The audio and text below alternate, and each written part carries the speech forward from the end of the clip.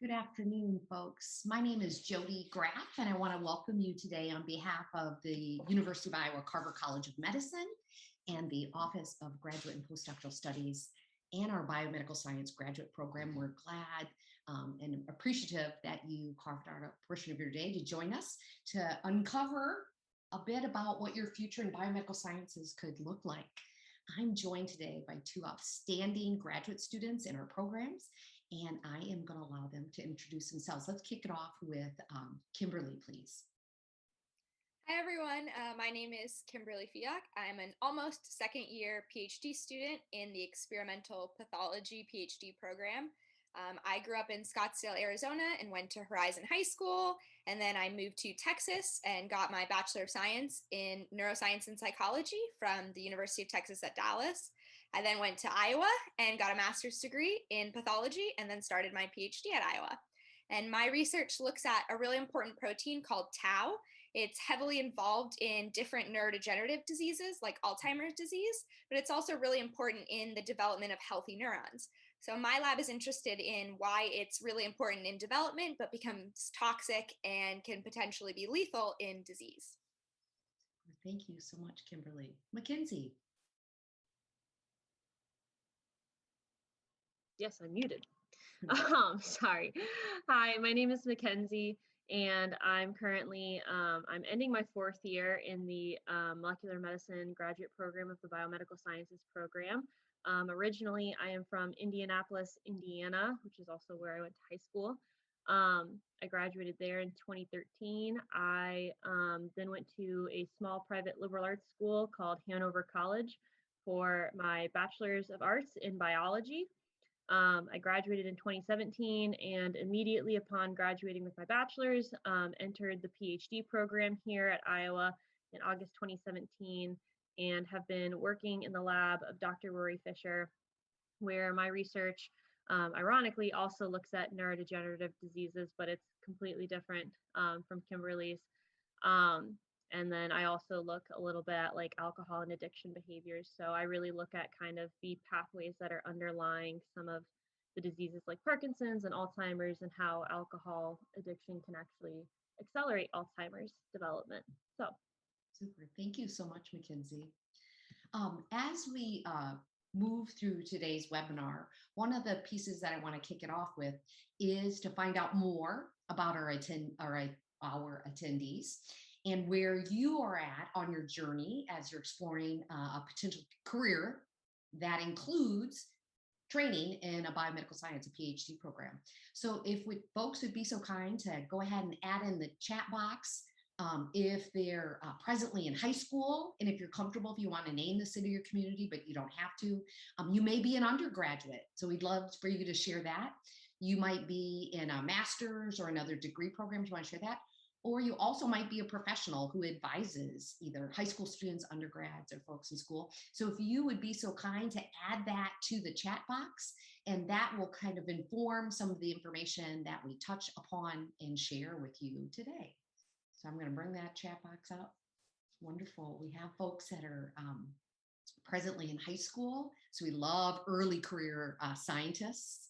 That's wonderful. You can call yourself a scientist too. We have other folks that are participating today, another high school person. Wonderful. Great. And thumbs up on the piece on beginning your process at that stage, because there's lots of flexibility in that and opportunities to explore as well. So I'm glad to hear that.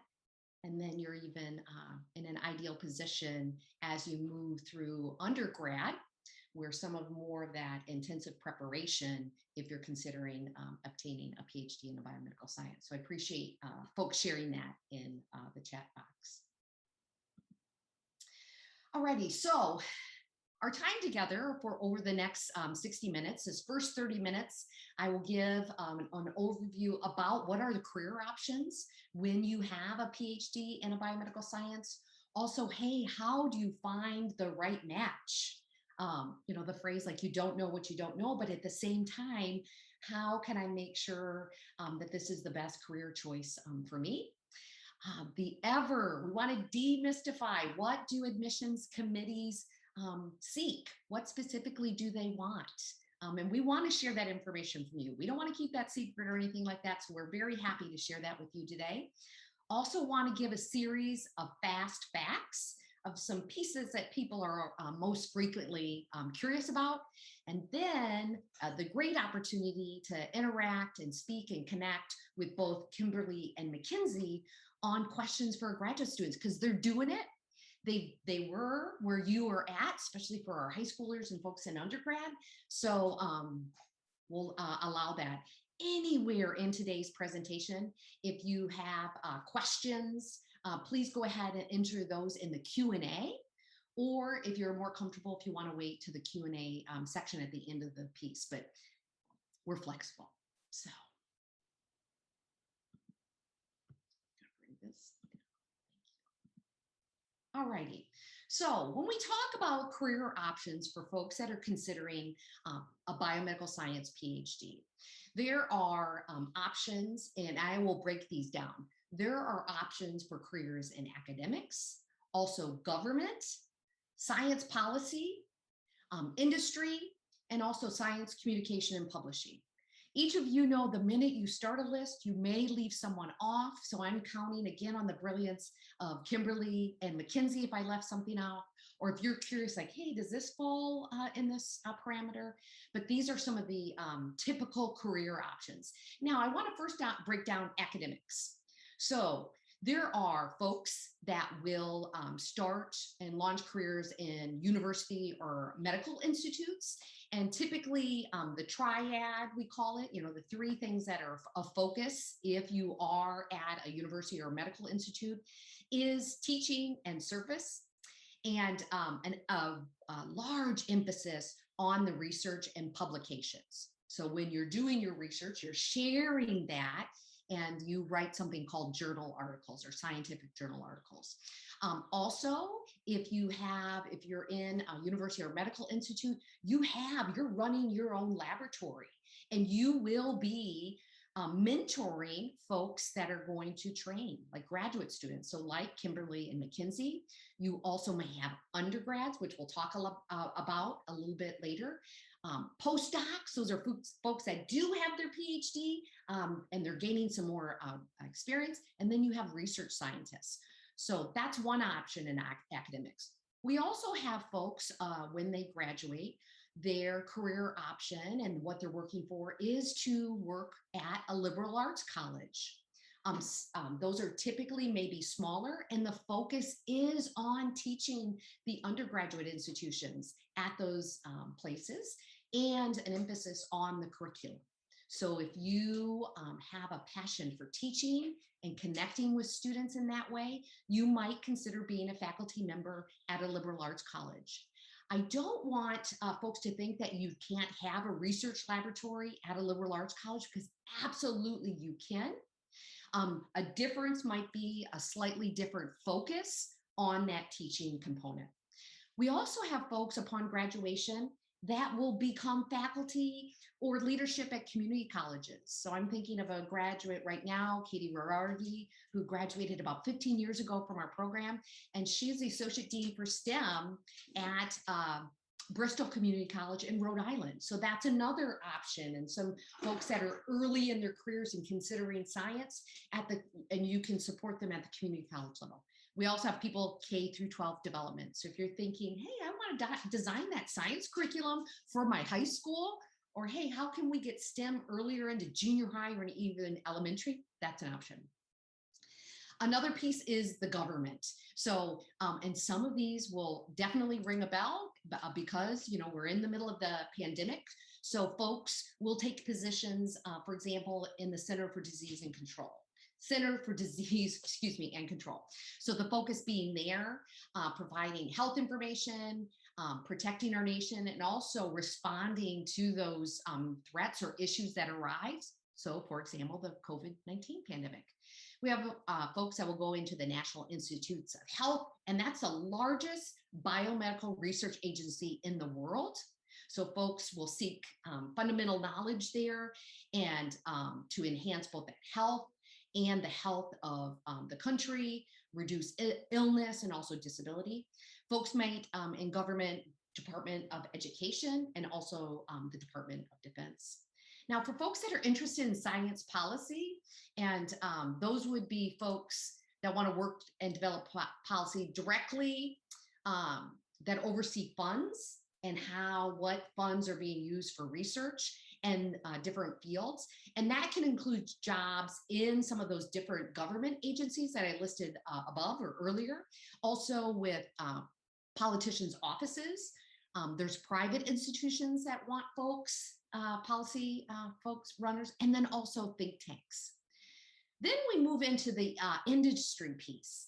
And those can be things like biotech companies, so life sciences, and it could be folks that you would direct research teams. So that's interesting. Folks might go into patent law, so they might do a combined degree. So where they also receive their law degree and they develop and examine patent applications for companies or independent clients. Another piece is science communication. And we're doing some of that science communication right now. Our field it's very important that we are able to communicate in lay person's terms what we're doing, why it's important, and those applications. Science communication, folks might move into, for example, they might work for a pharmaceutical company and be able to communicate the products either to health professionals, the government, or the public in general. They might also go into scientific publishing. At the top of the talk, I mentioned publishing in scientific journals. Hey, those need editors, proofreaders, all of those pieces. So those are just a couple of the possibilities of what you can do with a PhD in biomedical science. Now, when we talk about finding the right match, one of the things, and this is personal reflection that you'll want to do, is right now, what do you consider your talents and also your experience? We know life is a journey that changes, but as you take a temperature now, what are some of your talents? Are you finding joy in your science and math classes? Do you enjoy working in teams? Or do you have a really healthy appetite and curiosity? Those are important. One of the pieces that you can also do is meet with advisors or folks when you move into undergrad, your career center, and they have assessment tests and instruments that you can take that can also line up for you or shine a light on some of your strengths and interests as well to see if they line up with the biomedical science programs. I'd also encourage you to start browsing graduate program websites. When I talked about those government agencies or even private biotech, and that is a way to find out if that's of interest to you as well. We love these series of questions. It's really important to ask the why, what, who, and how. So why might grad school be the best next step for a career? And it's okay to ask that question. What training am I specifically going to need or will I need? And what doors will that open if I obtain my PhD? Hey, who shares these similar goals or professional development that I'm thinking about? And how do I become more qualified to do that? And we'll talk specifics about that later. And also the big one, how do I get accepted into a PhD training program? Now, demystifying. What do admissions committees seek from the candidates? So they are specifically focused on identifying students who will be successful. And we underline that successful, and I'll give you a couple of reasons for that, doing both original and also independent research, and who will benefit from their graduate program. So that's what we're looking at. And a little bit later in the next slide, I'll start unpacking for you the parts of your application that will kind of peel back the onion to indicate if, when you apply, if you're ready for a graduate program at that time. I say that at that time because it's so important. Guess what? I didn't get accepted to grad school the first time I applied. received wonderful feedback from folks on how I could strengthen my application, get some more experiences, kind of build up some of those areas for growth. So I want to also encourage you, one of the pieces with science, there is a lot of roadblocks and things that go wrong in experience and things like that. So one of the pieces that we often talk about is resiliency and how folks respond to failure. So that's really important. So when we talk about identify students who will be successful, in a future slide, I will share something that's a little bit different about biomedical science graduate program is that the your tuition is paid for. Also, you receive a stipend, which is just a fancy word that you receive a salary, and that you also receive health insurance. So folks want you, one, for a for multiple reasons. They want you to be successful because you are making an investment in time. It's typically about 5.5 years to complete a PhD. But there's also that financial component and investment that the institution or the mentor that you are going to work with in the laboratory to get your degree. And we'll talk about that in just a little bit. What are those pieces that folks are going to evaluate when you submit an application? One of the first pieces is your academic record. So, and when I say that, that's your transcript from your undergraduate studies, your bachelor's degree. If you attended any other institution, so maybe if you took a course during the summer or during high school that didn't count for high school credit, you would submit the community college transcript. And we also have folks that complete master's degrees. So we're going to look at that academic record. We're going to specifically look at that GPA, and folks can get hyper focused on the GPA, but we dig even deeper. We want to see the rigor of the courses that you took. We know the academic loads that folks in STEM or considering careers in science, those are tough courses. So we're also going to look at trends. Life happens. There may be a semester that you were working through and balancing perhaps a family, a crisis or issue. You may be working 30 hours a week while you're going to graduate school. Those are other considerations. Another holistic evaluation, and one of the pieces that's required is research experience. And I am going to share in the next slide specifically how you gain that research experience. You can do that at your undergraduate institution. If that's through your coursework to a degree, that can give you a taste of that. But we also look for independent 40-hour-a-week research that typically is gained by doing research during the summer where you're not enrolled in a full coursework.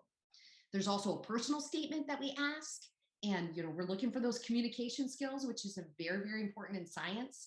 And for you to map out and state what your interests are and why you're interested in that and how the institution you're applying to can help you get there.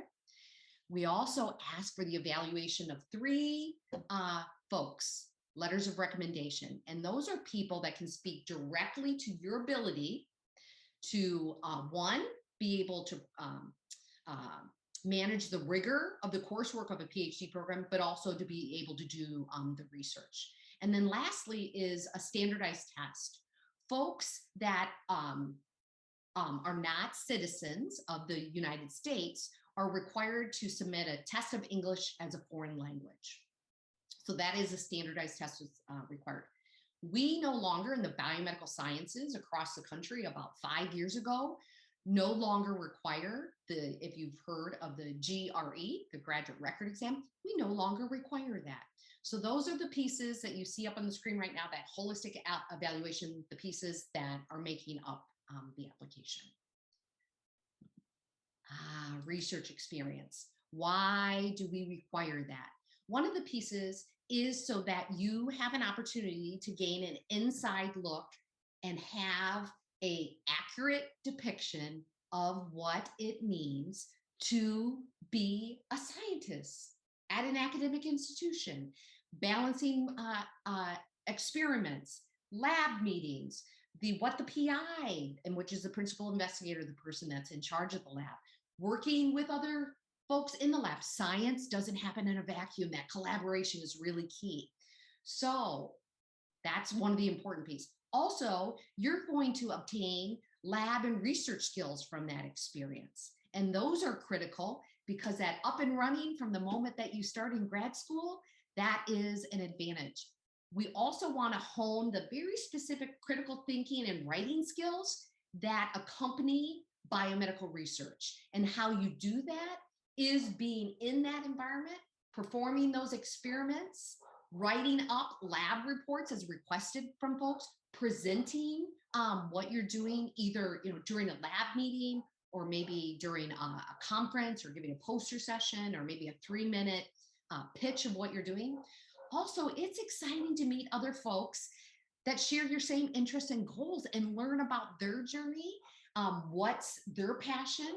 And also, it's really important to establish relationships with faculty. That goes back to that needing 3 letters of recommendation. And because we want folks that can speak to your ability to do that, by doing those research experiences, those are the same faculty that you can go to when you apply and ask, hey, can you provide me a strong letter of recommendation? Also, here it is. It's also to decide whether you really like it.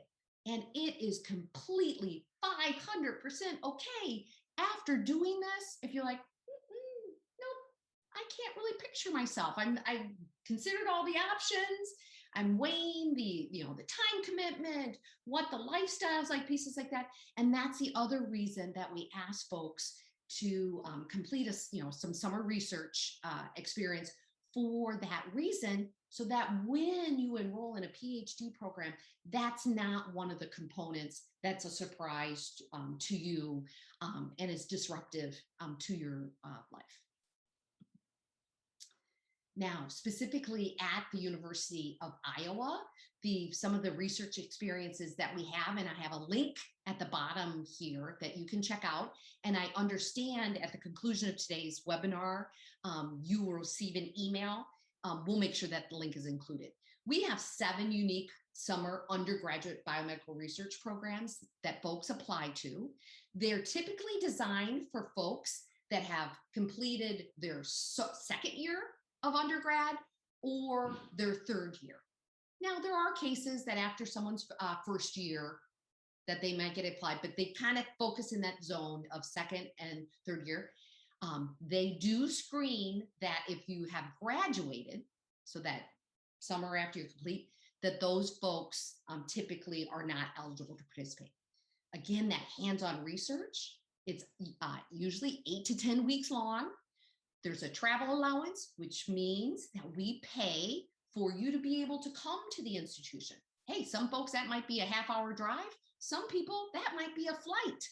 So also housing is provided, because we understand that could be challenging. Like, oh my goodness gracious, on top of all of this, I got to find some place to live.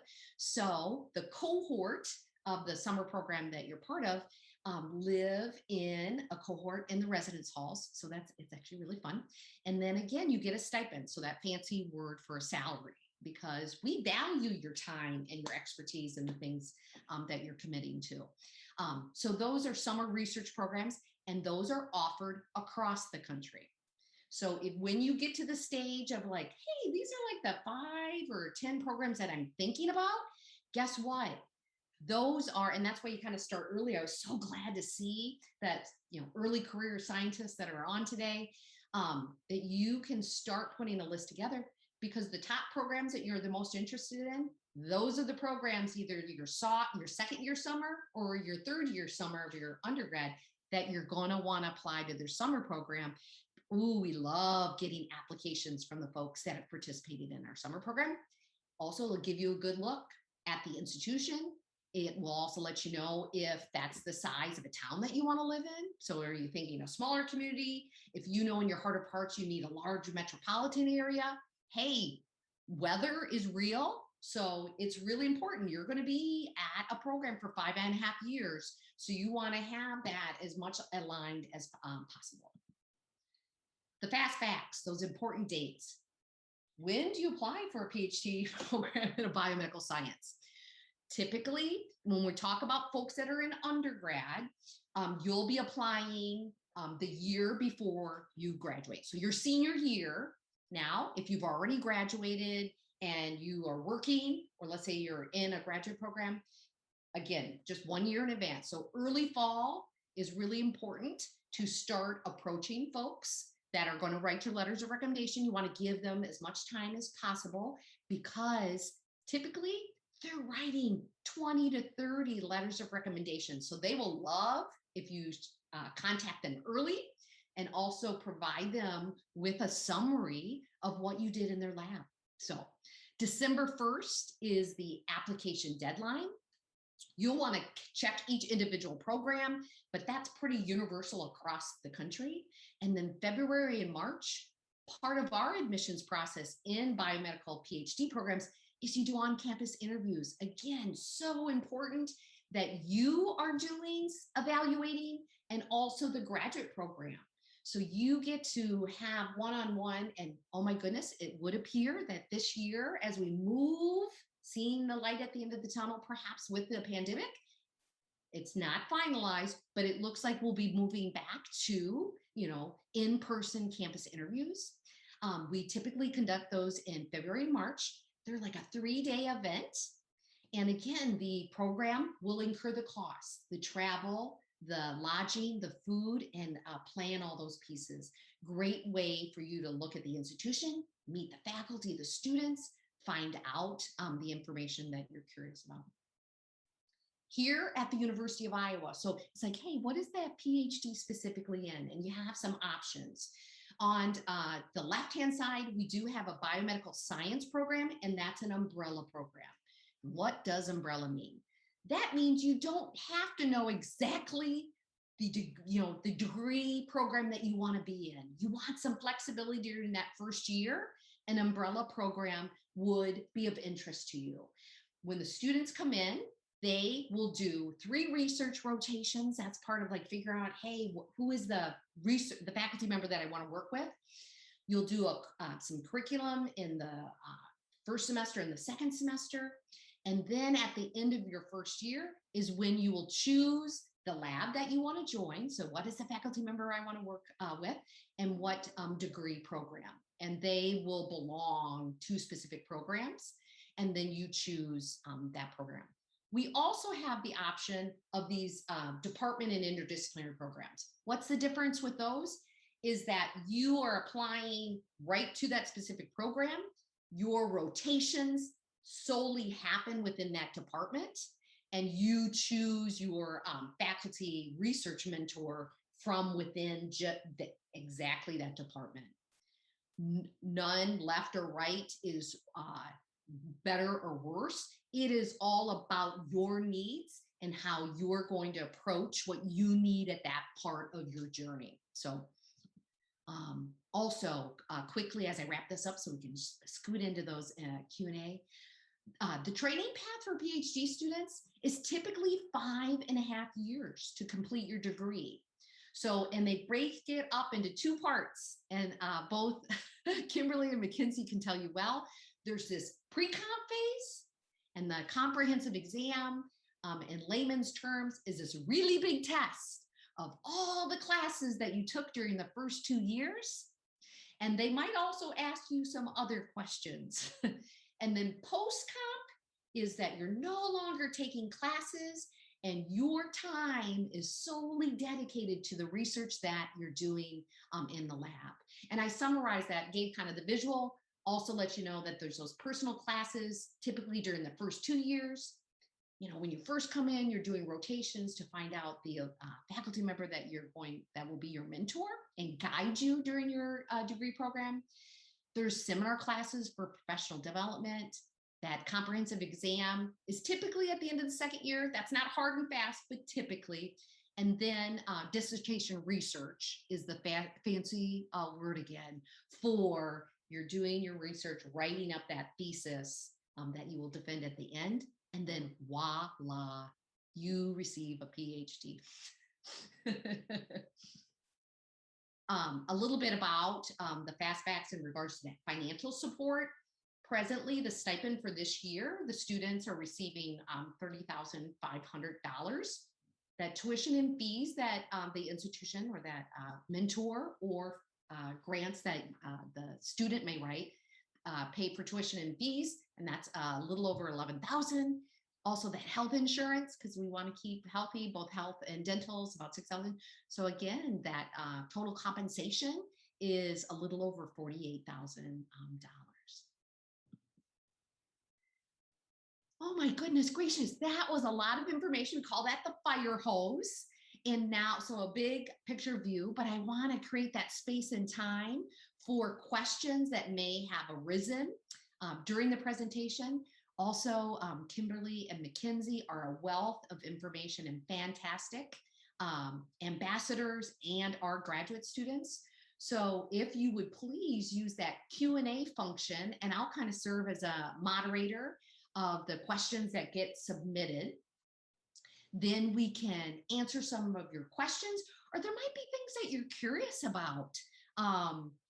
So I'll let folks take a moment to enter that into that Q&A function, and we'll start moving in that direction. While folks are reflecting, I'll toss out a question to both Mackenzie and also to Kimberly. When you were in high school, did you start having indications or something or someone that encouraged you to maybe think about science as a possible pursuit in college or for a career? And we'll start with Kimberly. Yeah, I did. So I was really interested in science from a very young age. I had personal family experience with disease, so I was always really interested in disease research, which is what I focus on now. And I had a chemistry teacher in high school that really encouraged me to pursue chemistry, which is what I started in college as, and realized chemistry was not for me and switched to neuroscience. So that's totally okay. And don't feel like you have to pick one path in science right now. You're early on in your career, you can change it. But that was really formative for me. I really enjoyed it. And he really pushed me and made me believe that I could be a scientist if that's what I wanted to be. Fantastic. How about you, Mackenzie? Did you get some indications in high school that, hey, I might consider this? Yeah, actually, my first indication of doing science was really my 7th grade science teacher. Hey. She just was really engaging and made learning about science fun. And really, I mean, teachers or mentors can make it or break it for you. Like, you know, they can take a maybe boring subject and make it really cool, and they can take a really cool subject and make it really boring. So I had really good science teachers throughout my primary education. And so in high school, then I actually did, I went to 2 different high schools. So I have like one where my like normal high school degree is from, and then I actually have a biomedical sciences degree, where it's like 4 years of like a pre-med program. Because prior, really up until my junior year of college, I was like, I'm going to do med school. I'm going to do med school. And I'm going to do med school. And I actually applied to both med school and grad school, got into both. I didn't realize the combined degree, it's called an MSTP program, Medical Scientist Training Program. I didn't realize those existed. Had no idea that they existed. Otherwise, I probably would have done that. I chickened out of med school and decided to go with the grad school acceptance and decide maybe I'll do an MD after this. And that's not going to happen because this is a lot of schooling, guys. This is a lot of schooling. As Jody mentioned earlier, it's 5.5 years. And then we have what's called a postdoc after. So like in med school, you have like residency. When you do your PhD, your postdoc is like your residency. And that's also like five years. So you're in training for a long time. But yeah, I decided to do science in undergrad, and then fell in love with research with some of my undergrad professors, and ended up applying to and pursuing a PhD, and here I am today, still doing it. So we have the first item that was placed in our Q&A is the question, will most biomedical studies end in postdoctoral programs? Postdoc, again, just like a concise definition, is that you've earned your PhD. Typically, folks that do postdocs, when we hearken back to the careers, those are folks that are going to remain in academia and they want to have a lab of their own. Also, I bet folks, can you help me out, Kimberly McKenzie? Yeah. Do they have, there's postdocs at like There's postdocs NIH in industry So as well. too, yeah, and but actually not now, required. well now it's actually, it used to be probably 5 to 10 years ago that if you wanted to stay in academia, you did a postdoc, and if you wanted to go to industry, you didn't have to do a postdoc. But now, because industry is highly competitive with postdocs, you pretty much have to do a postdoc no matter where you go. Okay. Is what at least all of our advisors are telling us, is you really need a postdoc no matter where you're going, to academia or industry or really anywhere. I think it really, really depends on, I think, your field too. I think postdocs, the length changes. Like for postdocs, at least for people that I've been talking about, and like in my specific very niche area, they're more like 2 to 3 years. So I think it depends too on the field you go in. And there's also other career options that you don't necessarily need a postdoc for. If you're interested in doing like a core facility director, I don't think you actually need to do a postdoc prior to that. I think you just need experience with whatever. So a core facility would be like everybody in the department who needs tissue, they all go to one core facility and they get tissue for their research, or they get slides that they can look at, or something like that. They can use the microscopes. So I don't think you have to do a postdoc if you're going to be like involved in a core facility. Mackenzie and Kimberly, what advice when you were an undergrad? How do you balance or approach getting that research experience? How did each of you? What was your research experience that you sought out? And what did that process look like? Yeah, so for me, I did 3 years of research in undergrad. And the nice thing about being at a small private liberal arts school for research was the undivided attention was on me. So when you go to places like Iowa, and like I'm from Indiana, so like IU or Purdue, they have grad programs there. So they focus more on the grad students because they need research for their degrees. Whereas if you're at an undergrad only institution, the undergrads are the ones that get all the hands-on training. So initially I pursued research by asking one of my favorite professors if he needed any help getting sample collections. Mm-hmm.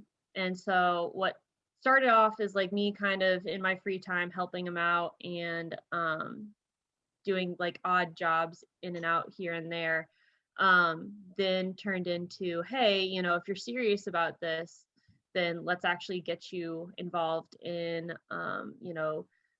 looking at like data and designing experiments and stuff like that. So I actually was really lucky in the sense that I was able to publish 4 first author papers from undergrad. And so that's kind of how my research really snowballed into a graduate program, because what I got to do as an undergrad was pretty much exactly what I'm doing now. I'm still collecting data. I'm still designing experiments. I'm still writing papers and publishing them, just at a much higher level of understanding than what I was doing as an undergrad. So, thank you, Kimberly. What was your journey in getting and obtaining research experience while you were in undergrad? Yeah, so I think the first thing before I talk about undergrad really quickly is I just want to mention, like, I didn't have any experience with research in high school. I didn't do any science related stuff in high school. So if you're in high school and you're like, oh my gosh, I've done nothing science related, now I'm panicking, don't panic. It's okay. Like, you don't have to start that early. It's great that you're here and you're learning about it, but it's okay if you don't have any experience going into undergrad. That's pretty common. I did nothing science related. When I was in undergrad, I actually applied to a really competitive internship program through my university, the summer going into my freshman year of college. So right after I graduated high school. So I did 10 weeks of research in a lab on campus. And that was really my first time ever working in a lab, pipetting, doing anything science related, which was really cool. I chose to stay in that lab for the next 3 years, working kind of on and off during the semesters, helping graduate students with their projects. And on top of that, the summer after my freshman year, so going into my sophomore year, I did another 10-week internship in a completely different field, which is the first time I did pathology research, which is where I fell in love with that and decided that was going to be the career that I wanted to do. And then I did another internship just because I wanted to experience other fields in neuropsychology and realized psychology was not for me. And I did not like it at all. And that's totally okay. It's okay to do things and be like, wow, this is not for me. That's how you figure it out. You try them. So I found all those opportunities pretty much by Googling like summer research internship and finding lists and going to universities and applying on their website, things like that. I applied to, I don't know, maybe 10 or something along those lines as an undergrad. So like, don't feel bad if you apply to a bunch and you don't get one right away. It takes time. You just build up your confidence, and practice makes perfect. So that was kind of my journey. So I did several internships over the summer and then also worked kind of part-time on and off in a lab during the school year.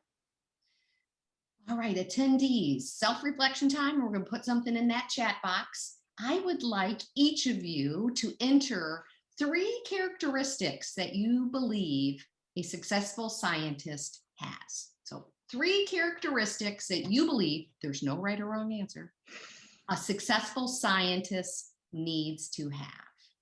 So we'll wait for those and we're going to chat a little bit about that.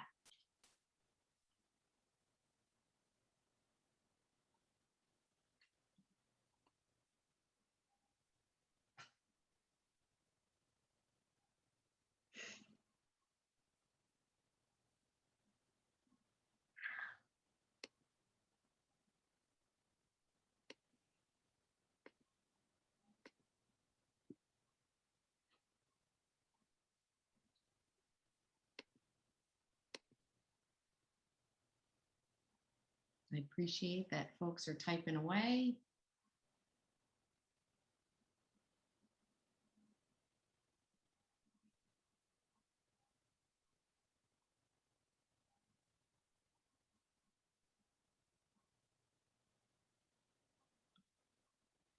I am going to also enter my thoughts on characteristics, Haley and Kimberly.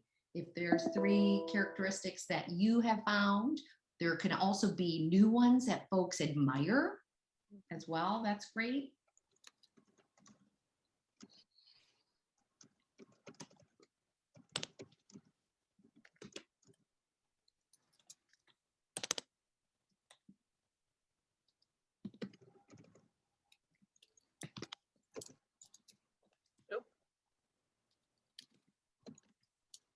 Ooh, I'm misspelling stuff here. Ooh.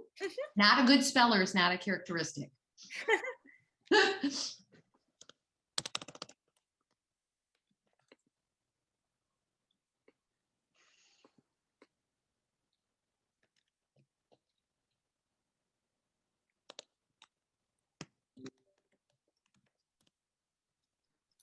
All righty.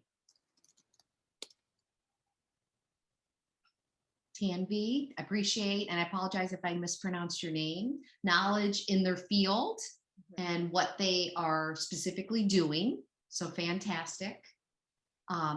Mackenzie added in that perseverance piece. Time management. Oh, thank you, Mackenzie, because, oh, yes. And a passion.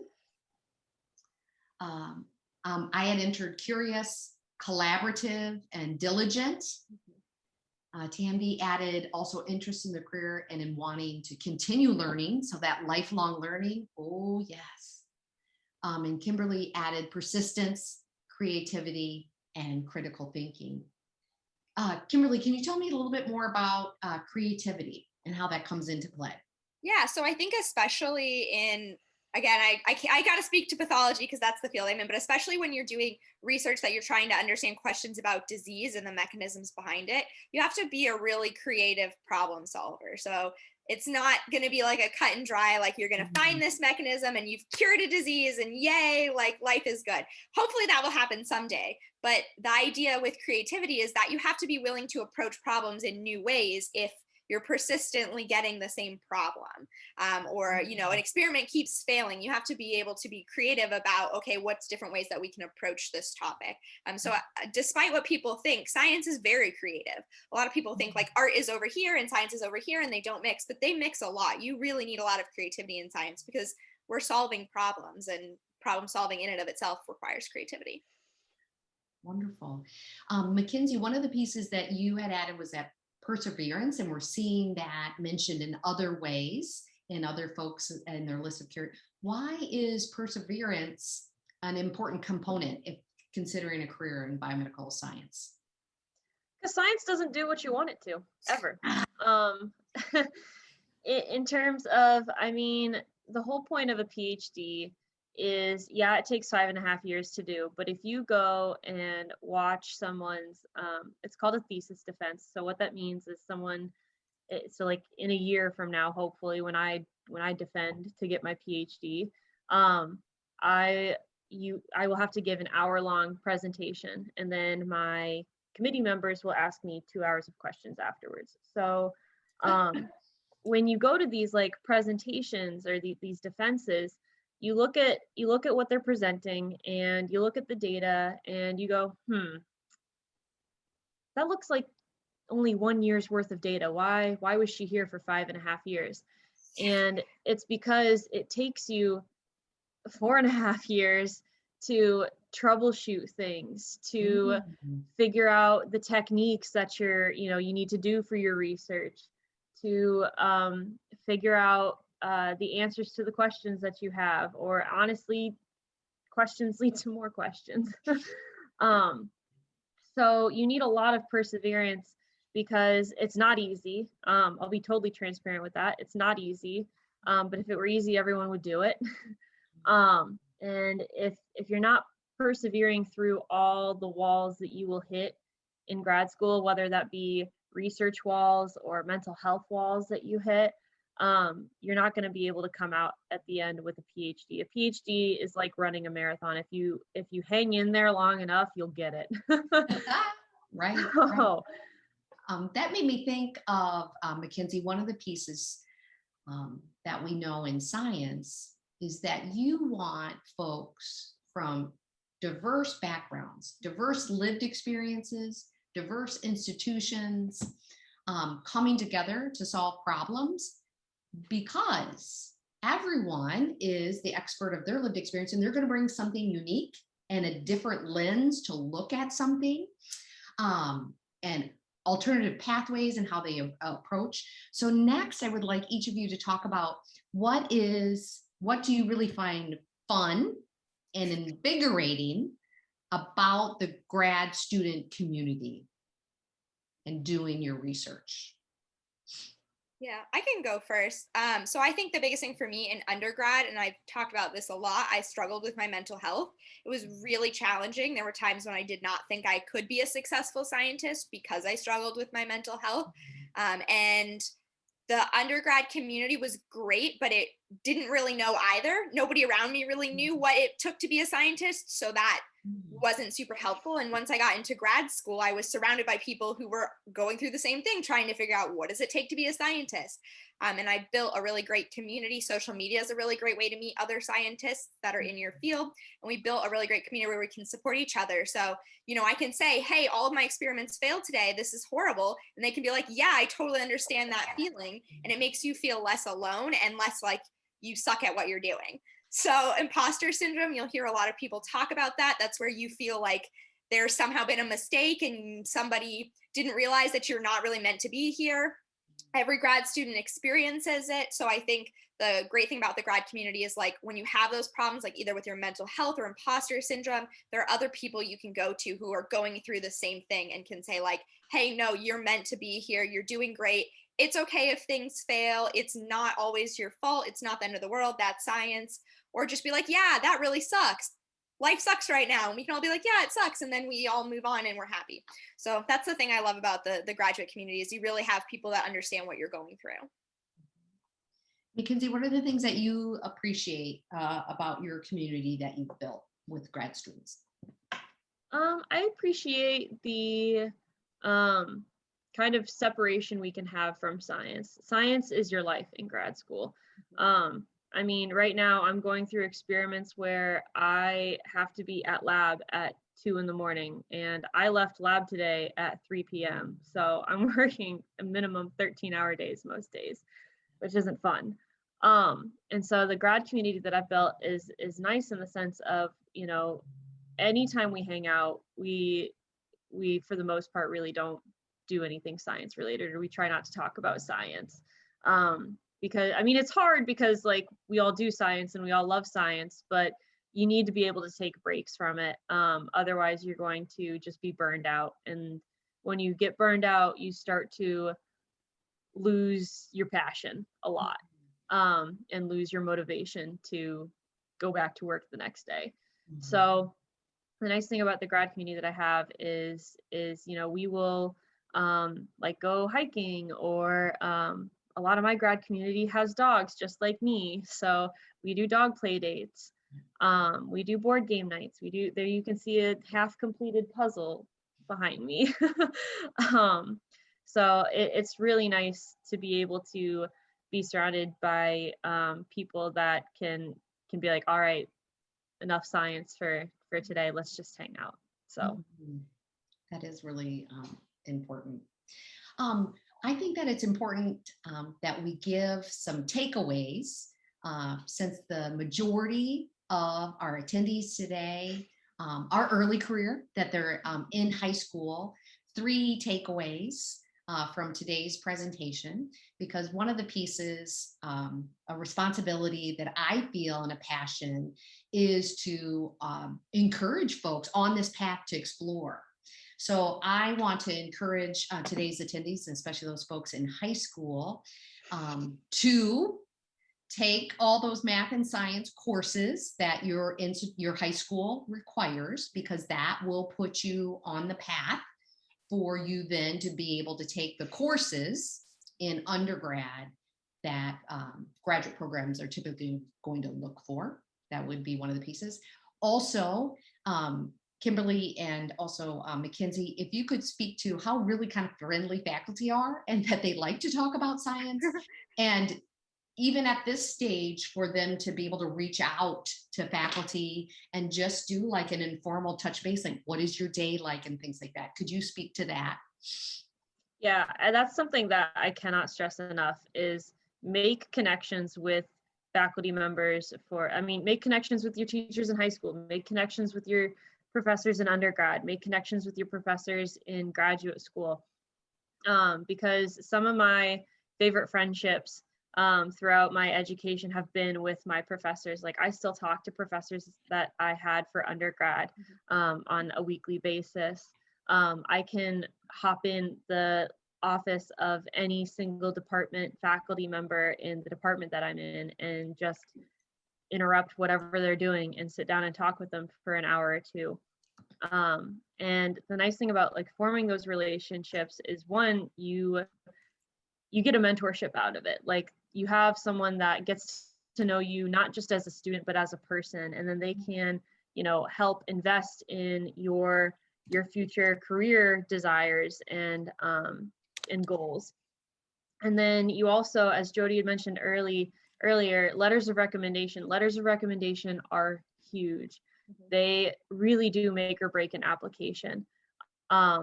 So having those faculty members, like forming those relationships with them, not only help you in terms of like getting just career advice or information, but also to actually help get you on the path that you want to be on.